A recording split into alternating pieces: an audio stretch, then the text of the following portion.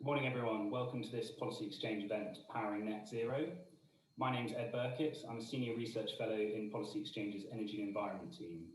Today, we're going to be discussing the UK government's recent energy white paper, as well as looking at longer-term issues for the UK's energy sector, including the potential for local electricity pricing, something that Policy Exchange argued for in our recent paper, Powering Net Zero. Got a great panel here with me today. We have Josh Buckland, a director at the consultancy Flint Global and a former energy advisor to the Secretary of State for Business, Energy and Industrial Strategy. We have Clem Cowton, the Director of External Affairs at Octopus Energy Group. Octopus Energy is a UK-based energy supplier that's expanding internationally, including to Japan, Germany, Australia, New Zealand and the United States. We're also joined by Laura Sands, CBE. Laura is a non-executive director of SGN and the Energy Systems Catapult, and recently chaired the UK's Energy Data Task Force, and also has authored a report called Recosting Energy, which amongst other questions asked, will the platform burn, in reference to the UK's current energy market design? And finally, we're delighted to be joined by Dr. Alan Whitehead, MP, the Shadow Minister for Energy in the Green New Deal, a post that he's held since 2016. Alan is also the Labour Member of Parliament for Southampton Test. So first, we're going to discuss the UK government's energy white paper, which was published in December 2020, and it came hot on the heels of the Prime Minister's 10-point plan for a green industrial revolution, which amongst other things included a pledge to end the sale of new petrol and diesel only cars and vans by 2030, as well as highlighting the government's commitment to install 40 gigawatts of offshore wind by 2030, a fourfold increase from today's capacity. In that white paper, the government said it would unleash a green economic recovery by supporting up to 220,000 jobs, including in carbon capture and storage, hydrogen, energy efficiency, and clean heat. And they also said that they would keep consumer bills affordable, especially for vulnerable and low-income households, tackling what the government calls a loyalty penalty paid by customers who don't switch. The government also confirmed it would enter negotiations with EDF in relation to the Sizewell C new nuclear power station, and aims to enable an investment decision in at least one new nuclear power station by the end of this Parliament in 2024. Finally, the Energy White Paper also announced a number of new strategies and consultations to follow this year, including a comprehensive net zero strategy in the run-up to COP26. So without further ado, I'll hand over to our panel, and I'm keen to talk to them about the Energy White Paper and to ask them how far it's going to take us to net zero. So first I'll go to Dr. Alan Whitehead, MP. And Alan, you're currently muted, sorry. Right, now I'm muted myself. Thanks, Ed. I think you want at this stage of the proceedings just a very brief overview of our thoughts on the Energy White Paper and how that moves us forward. And I find myself in some difficulty here in terms of trying to cram into about 2.5 minutes, 3 minutes, a series of reflections on the white paper. So I think I'll refrain from going into any great detail, but just to say that there is good news and bad news in the energy white paper. And I think the good news is that what we now have in the white paper is, shall we say, an agreed agenda for where we've got to go and what are the top line imperatives of things we have to do in terms of heat, in terms of hydrogen, in terms of CCS, in terms of running forward renewables, in terms of getting the system much smarter and much more able to respond to those new challenges. A whole lot of stuff in the energy white paper, among other things, about Laura's particular area of interest and expertise on data and how that's going to work in the system for the future. So all those agenda items are now sketched in, at least sketched in, as far as the white paper is concerned. And I think that's something new in terms of white papers previously, that actually that is now there. But in some senses, that's moving towards, as it were, the clear acknowledgement and understanding of just what we've got to do to get to net zero and what are the range of things that we've got to take into account there. So that's the really good news. I think the bad news is this white paper is clearly a work in progress, and that's reflected by the fact that 2021 is going to be a very busy year for endless consultations about various aspects of this, which are flagged up in the white paper. And I think I went to about three, 4 pages of notes, just setting out just how many consultations that it is stated there are going to be over the next period, to try and get some of this, so the flesh on the bones of a lot of this stuff. And that, I think, disappoints me in terms of the fact that, I've been saying in Parliament, and indeed I had a conversation with Kwasi just recently where he said, well, you can't bait me about the fact that the energy white paper has been imminent for 2.5 years and is still not out, because it's out now, isn't it? But you get the sort of impression that actually, even though I know there's a great deal of work has been done on the various iterations of the white paper as it has come forward in being imminent, there's still a lot more that needs to be done, and those answers are not easily there in the white paper itself. So, I'm particularly disappointed. As a particular thing that the white paper hasn't gone any further down the tidal route.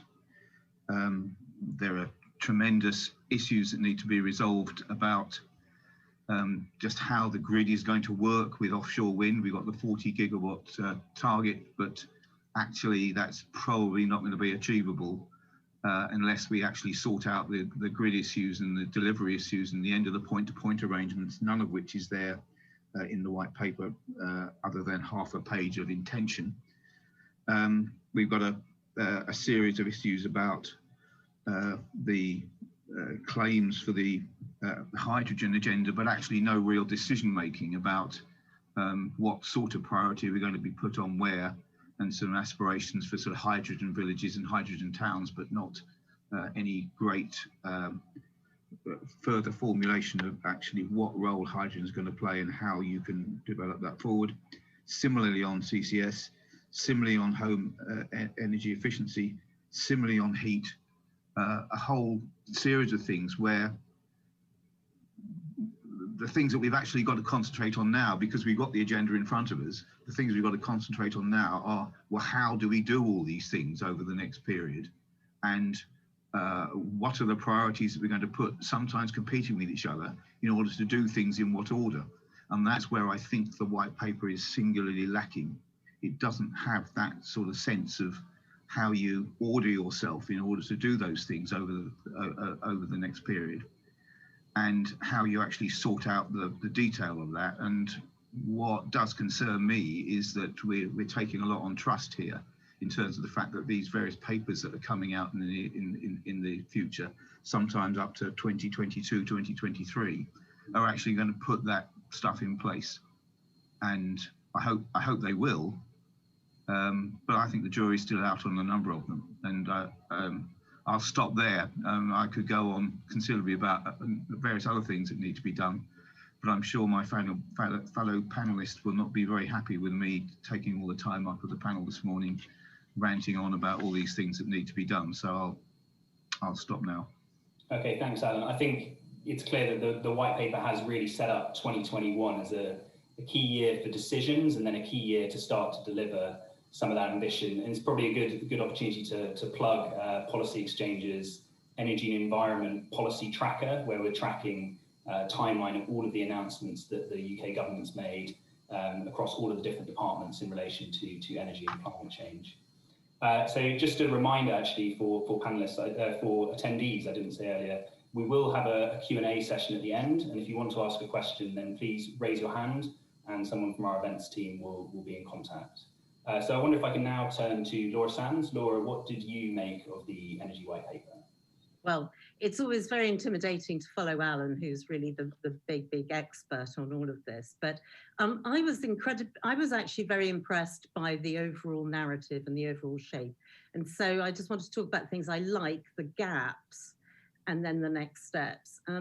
What I really liked was, I think it's the first time I've really felt that government was looking at the whole system throughout, and that it was an end-to-end type strategy, despite the fact we've got lots of silos that we've got to really break down. And they even used demand and supply in the same sentence. And I think that's a first for government. So I was particularly excited about that.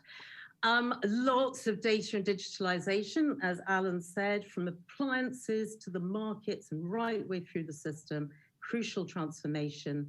And hopefully I'm going to be involved in a new initiative to really turbocharge this. Institutional reform, really important, and there's already momentum. Ofgem's announcement yesterday about, a suggestion about the ESO, but there's lots of work going on in that. We really got to bottom that one out quickly to really allow and enable the rest of the changes to happen. And as Alan said, heat and transport, this is the heavy lifting. And I think we've got to wait until those consultations come out.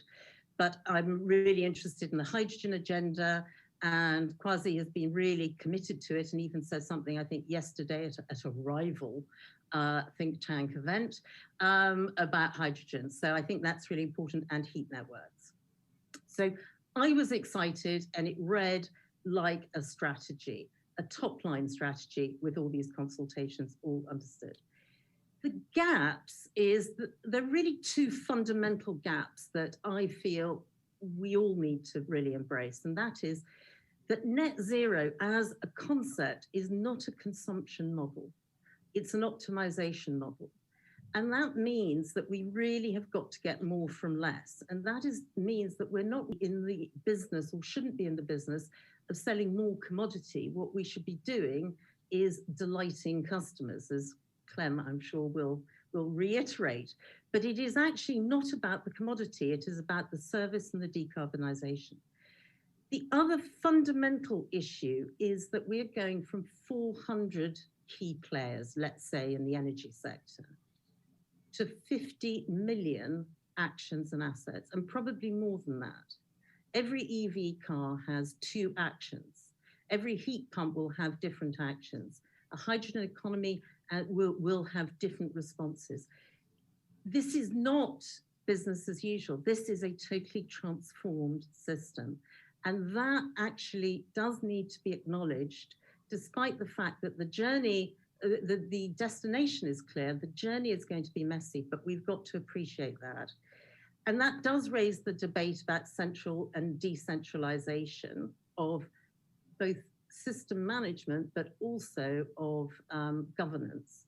And I think that we didn't really see enough of that, which I think does need to be sorted out, the hierarchy of action, but also importantly to recognize it is not going to be central or decentralized. It's going to be both. And it's about the optimization of both of those interactions. Really reiterating a little bit what Alan said, but then we come to the next steps. And my word, I could even, use a very, very explicit word, but it's too early in the morning. There are lots of next steps, lots of them, but we've got to keep the momentum up. This is absolutely the beginning of the journey, this white paper. And what I would love to see is, almost, despite sort of consultation fatigue, almost an announcement every week. We've got to really, really build momentum and drive it forward. And so I hope that one of my concerns is the capacity of BEIS to be able to do that. And actually, where these policies sit, and this is where the sort of institutional issue comes in, is they sit between these silos, between BEIS, Ofgem, ESO, all sorts of other organizations. And absolutely, to be frank, one of the first things that the BEIS team should do is to look at all their consultations, be absolutely clear about who is leading it, who is driving it, and when decisions will be made. Because actually, Kwasi said something very interesting at the launch of our Recosting Energy. He said, the destination is clear, the journey will be messy, but the journey has to start. And I urge us to start maybe yesterday. Okay, thanks very much, Laura. Understood. A lot to do again this year. That's a common theme. So I wonder if I could come to Clem now for a energy suppliers perspective on the energy white paper. Thanks, although I might disappoint, because actually I think what I'm going to give is a tech disruptors perspective on the energy white paper. Octopus, yes, we are an energy retailer, actually, first of all, equally, we are a tech company. So we've got a digital platform that you very kindly mentioned as being is globally applicable and licensed internationally. And Octopus was created to try and harness the same kind of disruption that we have seen, global disruption that we've seen from things like in markets like retails, for example, through Amazon, or in other consumer markets like Apple and Uber, those kind of tech disruptors. How can we bring that to bear on, you know, the greatest question of our age, which is of course the climate crisis, which is basically a question of how do you harness a combination of digital technology and consumer power to bring massive global and transformation to fix climate change and you know, via decarbonisation. On the energy white paper, well, firstly, it's worth noting that Octopus was mentioned 8 times. If you do your word search, which is more than any other company. And I agree with actually both Laura and Alan. I think it's definitely true that it's the first time I've ever seen an attempt to break down silos in energy policy and to genuinely start to sketch out a whole system approach. You know, it's not there yet, but it was very ambitious, and I think therefore we can slightly forgive how long it took to publish. It's also therefore true, though, that it doesn't give a roadmap, and that there are going to be lots of consultations. It asks more questions than it gives answers. I think the big question for us is how do you harness the kind of tech inflection curves that you've seen? For example, how do you make the transformation that's needed for decarbonisation look like, you know, the kind of inflection curves we've seen in EVs and smartphones, for example, where it starts off as an expensive consumer product and then very quickly costs are driven down to the point where it becomes a mass market product faster than, you know, experts were ever predicting. How do we make it look more like that and less like, for example, new nuclear technology rollout, which, you know, regardless of what you think of the merits or demerits of it, is slow, expensive and centralized. And if we want to tackle climate change in the kind of timescales that we're looking at now are necessary, i.e. in the next, 2050 is frankly, even then is probably still too late. We need to be doing it faster. I think the good news is we can do it faster. We've seen that kind of disruption happening elsewhere and in other markets, and we just need to apply those same factors now. And that's individual consumer power harnessed through markets that are, you know, framed correctly and regulated properly, and, you know, with a kind of pump prime and direction given by government. In terms of kind of what we see as the biggest question in the white paper, actually transport is on its way to being solved. You know, there's some good news here. While it's not there yet, we know how to do it. We've done it with individual electric vehicles. Electric trucks that are going the same way. There's going to be very, very few bits of the transport sector that can't be reached with batteries. And we know how to do batteries. It's just a case of getting them to scale and getting them mass marketized. So that's great news. And also they can help to balance the electricity grid. Heat is the big question, the big sort of, the kind of too hard to ask question until recently. And so I think that's where if you're only looking at one element of the energy white paper, I think heat is the one to really crack on to.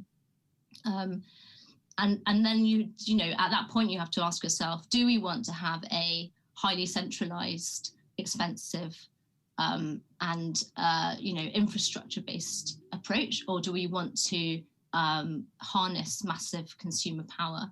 I'd argue the latter. And so our view is that heat pumps are a really exciting way to go on this. You've got a massive, those kind of enormous read over from EVs and the lessons that we've learned from the rollout, well, not even the rollout, the marketization of that. There's millions of points of purchase. It's a very low cost relative to, for example, hydrogen.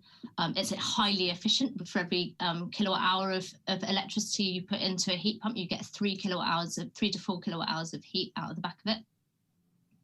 It's the cost reductions that are possible in it come in things like process engineering, which is, you know, it's heat pumps technology. Heat pumps at the moment are a kind of cottage industry. So massive scope there for bringing down costs and ease of access.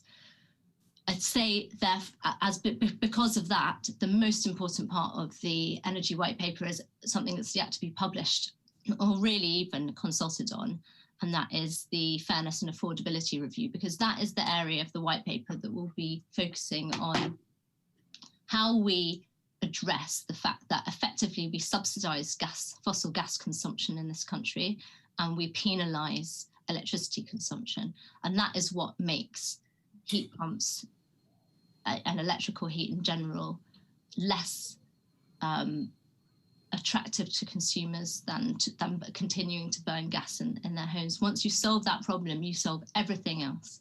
And can I ask specifically there, are you talking about the fact that electricity subsidy costs are mainly on electricity customers? They're entirely on electricity customers, but there's also other costs that are added, for example, social policy costs. Yeah. It's also true that gas is kind of subsidized because they don't have to pay the ETS or whatever the equivalent will be. And so effectively what we do is we put the sin tax on electricity when it should be on gas. We also put poll taxes on electrons, as you've outlined in your paper, in terms of how we charge for how electrons are transported around. And that creates a highly inefficient and very expensive system of electricity versus a very cheap and overly subsidized gas system. Okay. You solve that, you fix that dynamic, and that allows you to unlock mass consumer power and also very widespread geographical consumer power, which of course means that you've got very widespread jobs and technology recovery. Okay, great. Thanks, Clem. I just want to move on to Josh now. So Josh, you worked in government when in the early drafts of this white paper. So what do you make of the final package? Thanks. Well, I won't be that critical, surprisingly, given some of the content that I drove many moons ago is still in there, but it's a far better document now than it was. I think kind of broadly, there wasn't really a headline from the energy white paper, and that's not necessarily a criticism. It wasn't meant to be. In reality, and kind of Alan has alluded to this as others have, it was all about bringing together the activity that is already ongoing in a whole series of areas in a more coherent strategic framework. And that it does do. It really does bring together all the work that's being done across government in different departments, in different areas in the regulator, and puts it together in what, if delivered, would be a kind of credible net zero kind of strategy.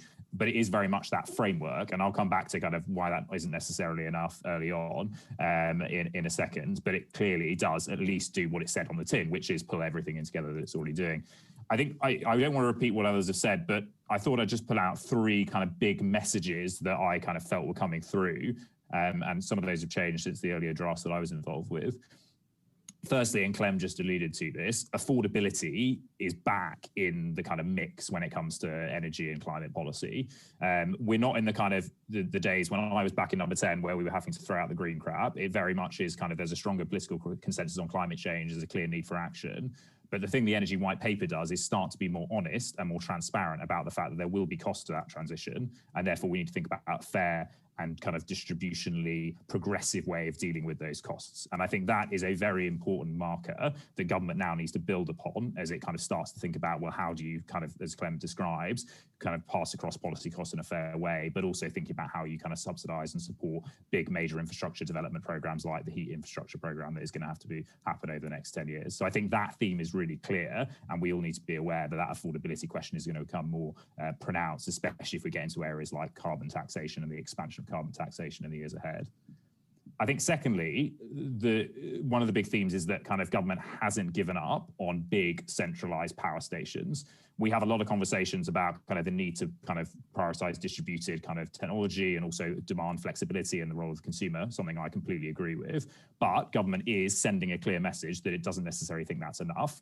And to deliver net zero, given the amount of electrification that's going to happen across the economy, you are still going to need firm low carbon power. You are going to need CCUS. You are going to potentially need new nuclear. We can also all debate whether that's the case, but ultimately that's the message that the Energy White Paper is saying.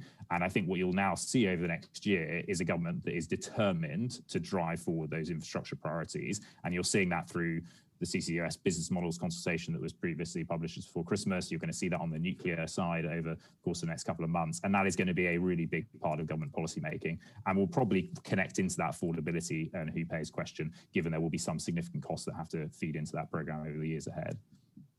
The final theme I'd just pull out is this institutional one that you talked about, Laura. There is clearly kind of government has acknowledged that the current institutional framework is not set up to deliver net zero. And I don't necessarily mean just the way government's structured, but the way the regulator interacts with the ESO, the way that ultimately the distribution networks operate, as well as obviously some of the kind of more techie governance changes around kind of legal codes and rules and regulations. And kind of government through the Energy White Paper is saying we need to look at this again. And obviously Ofgem kind of alluded to this yesterday in their recommendation for an independent system operator, but that is only one very small part of the journey. Ultimately, a kind of significant review of how the governance frameworks works is going to be required. And clearly government is kind of acknowledging that they're up for that. And obviously that is going to be a really busy and kind of fruitful area of discussion over the next couple of months. And then finally, I think I'm going to kind of just end with kind of some violent disagreement with what everyone said. I think the time to judge the Energy White Paper will be in 18 months' time. It kind of sets out a huge raft of consultations and kind of call for evidences and processes that will follow. And if it delivers all of those, then we are actually in a really strong place to start the net zero journey. If it doesn't, then ultimately there is a bigger question as to whether the government is kind of aware of the scale of the challenge. So I think kind of we should all get back around the table in 18 months' time and think about whether the pathway has been set, and ultimately that will be the point where we can then judge whether we're really on the right path. Okay, great. So actually, so you've worked on BASE. So Laura alluded to is this deliverable? So what's your sense? If we convene in 18 months' time, how much of this package do you think would have been delivered? So I think from an institutional perspective, government can do it. It's scaling up massively, kind of hiring new people, strengthening central coordination through the Cabinet Office. It's thinking a little bit how it kind of brings in business through the kind of Andrew Griffiths' new kind of drive on kind of net zero business councils. It is setting itself up in the right way to do it. And I think if government sets its mind to stuff, as we've seen through the COVID vaccination program, it can deliver. I think the critical kind of determinants will be whether they can have a major energy bill next year. That is a key determinant as to whether or not of this is deliverable. And clearly the upcoming Queen's speech will be critical in shaping that. And without that legislative vehicle for delivering some of these more substantive changes, then I really think that we will struggle. The other element, I think, will be COP26. Ultimately, a lot of these things will resolve difficult trade-offs and choices, and Alan alluded to this earlier on. And I think the only way that you can justify that politically, domestic level, is to show that the rest of the world are also taking these difficult trade-offs and driving the kind of decarbonisation journey. So if they can make COP26 a success, that potentially gives some of the political cover they need to make some of those more difficult choices, whether it be in heat, whether it be in transport, whether it be in carbon taxation. So if they can get that strategy right and connect it into the domestic journey, then there's no reason to think it isn't deliverable. I think it's probably also true that in order to make COP a success, there needs to be some good faith in the intervening period. And so we can't get to COP still asking questions. There needs to have been some answers that have come forward. And also perhaps some embarrassing decisions need to not be made, like digging a new coal mine in Cumbria, for example. I wonder if I could just come to Alan. Well, we finish on this section on the white paper. I wonder any reflections of what's been said, Alan, and also specifically on new nuclear. The government's talking about wanting to make a final investment decision by the end of the Parliament and considering the regulatory asset base or RAB model that could reduce the headline cost of new nuclear, but would put more risk on customers if there were cost overruns. So I wonder if you had a view on that. Yeah, I think that Josh's point about the number of things that are going to happen in the next 18 months to 2 years that will determine whether there really is an appetite for doing the things that actually need to be done subsequent to the overview being put in place. I think that view is absolutely right. And nuclear is one of those things where what is in the white paper looks like it's actually a bit of a step forward from where things were, but actually isn't, in as much as all the things that need to be decided upon and done are still hanging out. So what you see in the white paper is, well, we're going to consult further on RAB and whether that's the right way of financing nuclear for the future. The aim is one nuclear plant by commissioned and up and running and sorted out by 2030, but that completely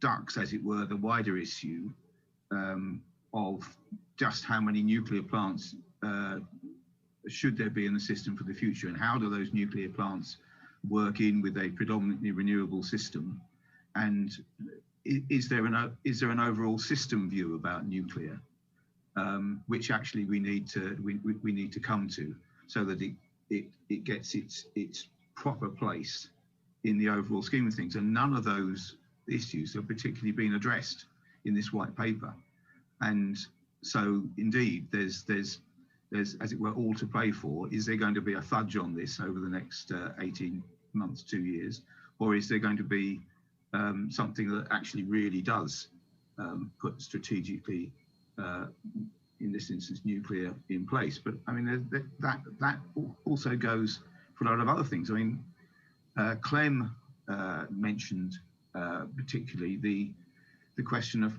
as it were, what do we do with gas? And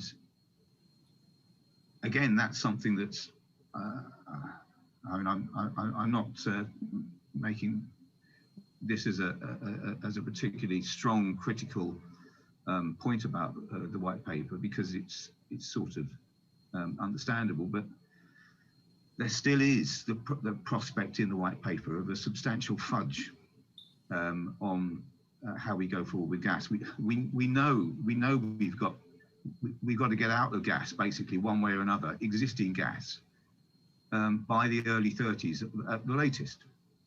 And so what we absolutely need to be doing is either getting ourselves clear on what role green gas is going to play in the system as an alternative to gas, or if we don't have that clear line, what it is we're going to do instead of gas in the system, in terms of particularly electrical heating and various other things. And that then brings up a number of very difficult policy decisions about, say, the deployment of heat pumps. Are we going to go into people's homes and rip their gas boilers off their walls and tell them all they've got to have heat pumps?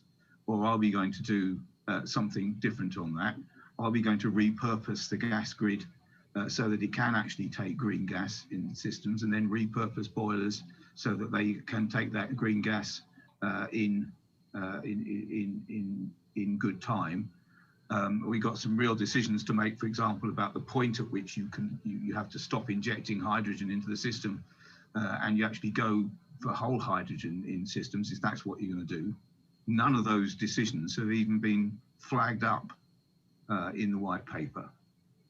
And we are still very much in the process of saying, well, let's hope that some of these things come out in a positive way over the next couple of years, so we really can get our act together as far as these decisions are concerned. And they're all, by the way, going to be and I don't say this from a party political point of view, these are going to be very brave decisions, Minister, certainly type decisions, which actually we've got to tee up so that they work properly with the public while they're made. And again, not really engaged in that process in the white paper, I'm afraid. Okay, thanks, Alan, and thanks all for your views. I just want to move on now to something slightly different. Just a reminder for people to keep raising their hands. We're going to go to Q&A in about 10 minutes' time. But one other thing I want to talk about today is our recent paper, Powering Net Zero, which you should be able to see the cover of on your screen now. Our paper argued for local electricity pricing, also called nodal electricity pricing, as the key to unlocking a net zero energy system. And what local pricing would do, well, at the moment we have national pricing, which means there's a national price for wholesale electricity in each half-hour period. With local pricing, you'd see different electricity prices, underlying electricity prices in different towns at different times of the day. And that's a system that's used all around the world in many states in the US, in Singapore, New Zealand, and others. Now, you could choose just to apply this to generators and to large industrial users and leave domestic customers completely unchanged. But a lot of the value in this local pricing would be if you can encourage customers to charge their EVs and use their heat pumps at times when there's an abundance of energy, low carbon energy in their area. So in that context, I want to just come to Clem first. What potential do you think there is, and what evidence have you seen that customers can shift their load and that they want to do that? And do you think customers in Cornwall can be encouraged to charge their EV on a summer's day, and customers in Scotland can be encouraged to charge their EV mainly when it's windy? I mean, the simple answer is absolutely yes. It's very kind of you to kind of reference Octopus in this. I'm sure all the panel know, but not everybody watching may know that we have a what's called a smart time of use tariff. So it's basically dynamic pricing. The prices are published for every half hour of the following day, the day before, and that means that the prices that the tariff of Agile reflects the system costs roughly of what it should be in a decarbonised system, and rewards customers when there's lots of spare renewable electrons on the grid, and encourages them away from the times when there's lots of constrained capacity, and therefore the fossil penetration of the grid tends to be higher. What we've seen on that actually is that, and we've written a report about it, if you go to octopus.energy/agile-report, it's a few years old now, so actually we've got even more data on this stuff. But what we found was that people, when we compared people's use before and after they went on Agile, i.e. people's own smart meter use before they went on Agile, not two different cohorts, our kind of general population smart meter customers, i.e. Those without an EV, shifted their use out of the kind of peak constrained time by a third, and those with electric vehicles moved half of their usage outside of energy, so outside of the peak time. So absolutely incredible enthusiasm and capacity for consumers to shift demand. And to be honest, that's not that surprising when you look at other markets. When you look at kind of the role of kind of nudges and price signals, you see people responding beyond expectations in just about every market. I mean, one of the kind of key markets that we were looking at when we were thinking about how to design Agile was the 5p plastic bag tax. We were thinking, how is it that in retail a saving of 5p versus having to carry all of your shopping home in your arms can suddenly create absolutely transformational change almost overnight?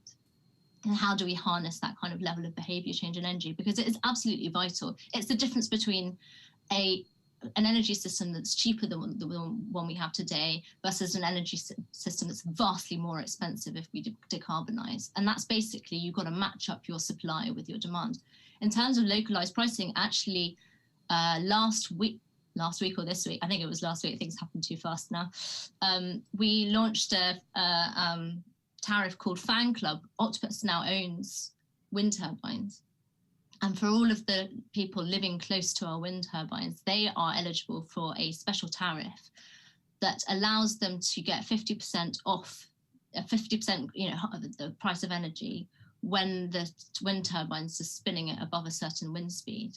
Basically, what you're saying is, if you live next to a wind farm, you're using green power that's being pumped into your local system, and we're going to reward you for that. Now, that's Octopus rewarding them. That's not the system rewarding them. Currently, that does not exist, those price signals. And the way that we achieve that is by, as you say, Ed, kind of fundamentally making our energy markets more dynamic and more responsive to the realities of the physics, how far the electricity has been transported, and therefore how much has been lost versus how kind of high carbon. Basically, we need a system where the cheapest electron is the greenest electron that's traveled the shortest distance along the emptiest wires. And if you can structure pricing to assume that way, that you will drive efficiencies all the way down.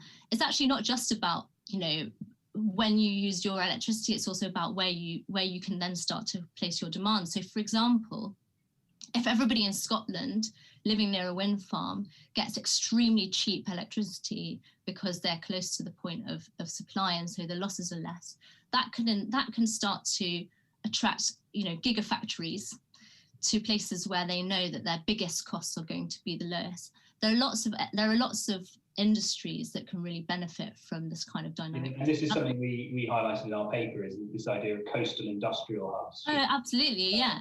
You're completely right. And the things about, I think you mentioned kind of Teesside and the kind of the heavy industry around there, completely. And also industries like vertical farming, if we're going to, this is not just about kind of decarbonising,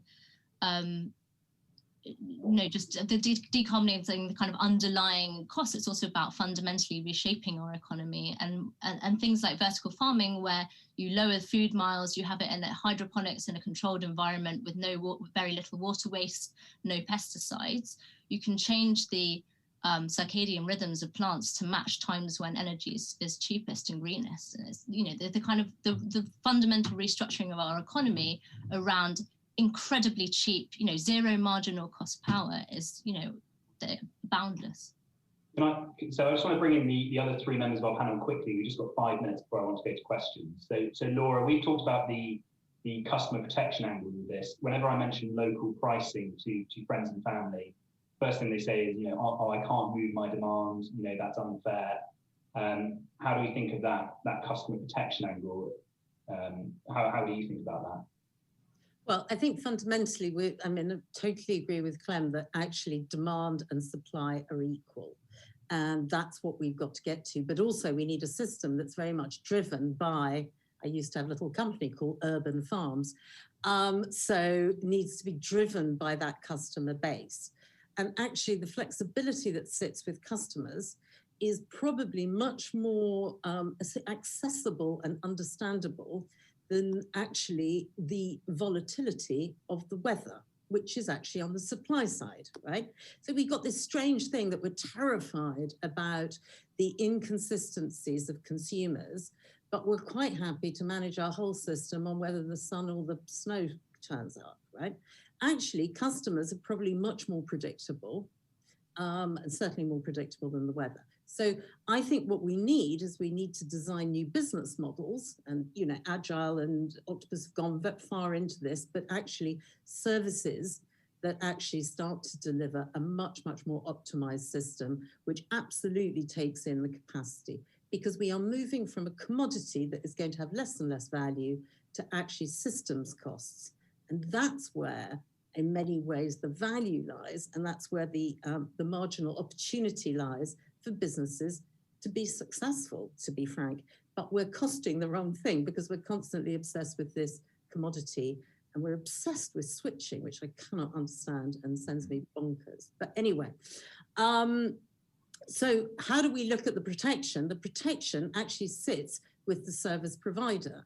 And really picking up on what Josh said earlier about products that we need to get into people's homes and that fairness issue, I personally think, and you touch on it in your CFD response in your document. I personally think that the contracts for difference, the capacity market, all markets should be equally available to demand, i.e. customers, as it is to big assets. Asking me to buy an EV or to put in a heat pump or a hydrogen boiler, I am in a situation where it's as big an ask for me as it is for Ørsted to put an offshore wind farm, right? That is the challenge. And we have got to democratize the support mechanisms and the markets, not for me personally to do it, but for my supplier or hopefully retailers of great new products that I need. So I think we need to really consider that as part of it. Locational pricing, fantastic, really, really useful for capacity, but it's actually a bigger structural reform by looking at the customer first and driving the system to optimize demand right the way through from so-called the plug right into the offshore wind farm. Okay, great, thanks. So I just want to get a really quick reaction just from Josh and then Alan. So Josh, this would be a big change to the market. Do you think there's appetite there in government to consider these kind of structural changes to move towards local electricity pricing? Yeah, absolutely. And I think it's kind of vital for all the reasons that kind of Laura described, especially on the consumer side. I think on the generation side, it's a bit more complex because you can impact geographical diversity, which has kind of political problems and constraints. So there are challenges on that side, but from a consumer side, it makes perfect sense. I think the thing you allude to on your paper is it's maybe not an immediate shift. Maybe it's a slow and gradual shift. So the market can react and government can, and the regulator can do it in a progressive way. So maybe you move to zonal before you move to nodal, and maybe you think about kind of different ways of doing it in the immediate sense that then allow you to shift in that direction as technology becomes available, because obviously there's still a lot of consumers in the country who don't have smart meters. There's still a lot of consumers in the country who don't have access to EVs. So it's a progressive thing that needs to go with the kind of frame of the market. And I think government's up for that, absolutely, but it needs to be done in a fair way. Just to pick up finally on the kind of the point Laura made around consumer protection, the thing we need to be very honest with ourselves on is that there will be winners and losers from this shift. And it's silly to assume that there won't be any losers. So what we have to think about from the outset is how you deal with that in a fair way. And therefore, some of the things you could do in the early stage around kind of limited price protection or the ability to kind of make sure that people who don't want to engage or can't engage are kind of supported through this transition is absolutely vital. And it's important to design those things in from the outset so you don't get a backlash in 2 years' time that undermines the progress that you've made. And I think all of those things are readily doable, but it's not something that's going to happen overnight. Okay. Do you mind if I just slightly challenge that? I think we need to be very cautious about talking about winners and losers, Josh. While I think perhaps it's better if we frame it in terms of winners and bigger winners, there's potential to make use of a system that's much cheaper for everybody. In order to do that, we need to make bits of it very cheap for some people that could otherwise cause problems. So people who have large flexible loads like electric vehicles or heat pumps need to be rewarded for using those at times that benefit the grid, i.e. make the whole thing much cheaper, rather than using it at times that disbenefit the grid, i.e. make the whole thing much more expensive. If we can make the whole thing much cheaper, everybody wins, and they win even more. If we don't do that, then everybody loses. So I think saying it's inevitable that some people will lose out is, I think, a slight mischaracterization. It's relative, and actually there's an opportunity to make it cheaper and better and more enjoyable. You know, that's the role of technology. iPhones are intuitive, easy, desirable, and that's how we need to drive change through energy as well. I'm just conscious of time here, so I wonder if I can just get a quick reaction from Alan to this concept of local electricity pricing. It frankly is just too logical for the position we're in at the moment, is the problem. And I mean, that is that we've sold electricity to the public for years as if it was a bag of sugar, and you get an amount of electricity and you should pay X for that, and you should pay the same for that bag of sugar type piece of electricity wherever you are and wherever it is.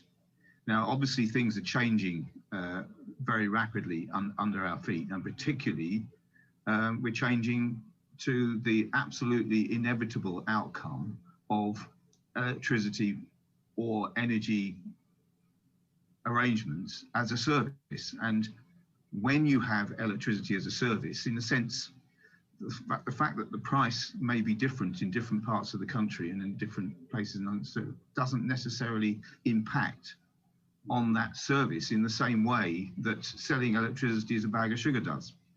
And so you are in a position to make that change when it is behind the idea of a service. And that, I think, is a really important difference. And of course, the other thing is that we're quite extraordinarily, we're still pricing how electricity comes out at the end of the line of all the balancing and everything else in gas.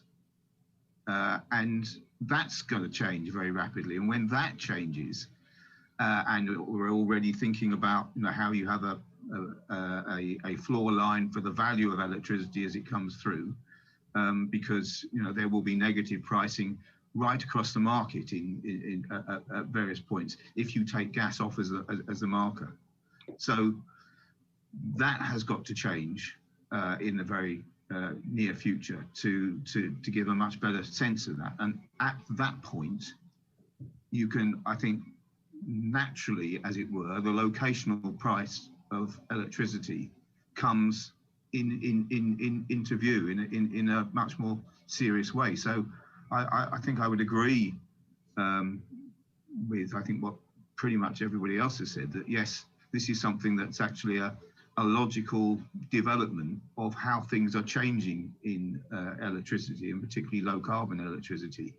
But how you slot it into a system which is increasingly getting dysfunctional in terms of managing that change is the big challenge. Okay, great, thanks, Alan. I just want to bring in two questioners then. So first we've got Abby Sampson from Energy UK, and then I'm going to go to Hannah Dillon of the Zero Carbon Campaign. And if you could just, the questions as short as possible, and then I'll put them to the panel. So Abby, have we got you on the line? Yeah, of course. Can you hear me okay? Yes, that's fine, thanks. Yeah, coming through. Hi, yeah, I just wanted to ask, I mean, I think it's been a great discussion so far, and I think it's really positive to see the amount of ambition from government in the white paper and the 10-point plan, especially when there's limited bandwidth within government at the moment. And I think, as we've heard from Clem and wider across the industry, there's the commitment there to deliver net zero. So I think the key is really customers and how we make them a genuine partner in the transition. And customers are obviously, chapter one, as I'm sure everyone knows, in the white paper. But I think, I'd be really keen to hear from the panelists as to how we really genuinely engage with consumers when there is a kind of lack of understanding around terms of kind of green recovery and net zero itself. Okay, thank you. And then I'll come to Hannah Dillon, please, from Zero Carbon Campaign. A quick question, please. Thanks. Hi, everyone. Just checking you can hear me. Yes, that's fine. Great. Just coming back to a point that Clem raised and others have commented on too, and thinking about the distortions between pricing on different heat sources. There seems to be kind of a movement in the direction of reallocating the static costs that Clem mentioned that are currently on electricity straight onto gas. And I just wondered what the panel view is on that, including the need for scope to kind of introduce flexible pricing, for example, linked to emissions intensity. So what the balance we need to consider is between carbon pricing that can signal carbon intensity, and then what to do with those costs that are currently on electricity. And I guess, as well as that, how we can extend consideration to other heat sources, including oil, which is kind of often left out of this discussion. Great, thanks. So we've got about 30 seconds per panelist to cover those two questions, one on customers and one on electricity pricing versus gas pricing. So I wonder if Laurie wants to come in first, if you could keep it to 30 seconds, perfect. Yes, and in some ways, to answer Abby's question, I sort of really wanted to reiterate what Alan was saying, and that is what we need are services that do all the complexity for the customer.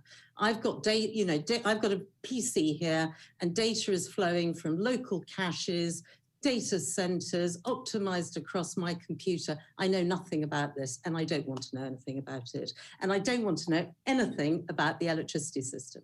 I just want to have a fantastic service. I'd like to have some products that are decarbonised, and I'd like it all wrapped up in a clear price that actually gives me continuity and long-term certainty and the ability to fire the person if they get it wrong, right? That happens to be me. I'm sure we need lots of choices, but we cannot base the customer proposition on a commodity price going forward.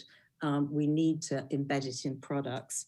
On the issue of gas versus electricity, I personally think that we need, and I agree with Alan as well on this, and that is this hydrogen trajectory is important because in some ways there's less consumer heavy lifting involved. But the tax issue is really important because I don't believe that we should tax any customer on anything that they don't have an equal and available and equally costed choice to make. So when it comes to green electricity versus carbon intensive electricity, they have a clear and cost-effective choice. When it comes to gas heating versus electricity heating, at this moment, the cost is far too high to start putting any additional taxes on people. So we've got to get to parity of cost, and then we can start looking at issues. But fundamentally, doing the heavy lifting, which is what our job is, not the customer's job, I think that there will be a mixed heat economy, which will be hydrogen in some ways, heat networks, heat pumps, but it's going to be a blended, and we need it all, not just one size fits all. Okay, I wonder if I'll just come to Josh just for a closing comment. We're nearly out of time, so your thoughts, Josh, on those two questions. Just very briefly, I think on Abby's question, I think two things. Firstly, honesty. I think this has started off with the white paper, being very transparent and clear with people what things they are going to have to do over time and the cost that will then have implications for that. And that is about consumer and kind of public engagement, the citizen assembly process, as well as some of the other things that are being talked about around kind of customer and community engagement, I think is absolutely vital. And then secondly, within that, the point that kind of Laura's just alluded to, don't expect that people are going to want to kind of pick up technologies when they're costly and expensive. Government has a role in driving down the price, making sure that the services are clear, the offering is clear, and that then ultimately at the point that you can get to mass adoption, that then the market is able to take over, like with the EV transition. So there is a big heavy lifting process in the immediate term to drive down consumer prices to the point that then actually mass deployment can come through. On the point around kind of heat versus electricity, the gas versus electricity, I'm actually, to be honest, slightly nervous about that kind of direct flip, because actually if you look at fuel poverty, one of the big drivers of fuel poverty is the gas price, and we have to be very cautious about loading costs on gas, when in reality that's one of the big determinants of fuel poverty. So in an ideal world, you would take the cost completely off electricity, so then you can kind of not necessarily have a discrepancy between the two. But if you are going to have a discrepancy between the two, there is then a question around how you support people in fuel poverty through that vulnerability journey. And if you can answer that question, then potentially you could do some rebalancing, but you have to think about that first to avoid it being a negative outcome, which ultimately comes at a time when people are thinking more and more about cost of living, as they will do in the coming months. Okay, thanks, Josh. And we could go on for hours, but I'm afraid it's 11:30, so we're going to have to stop there.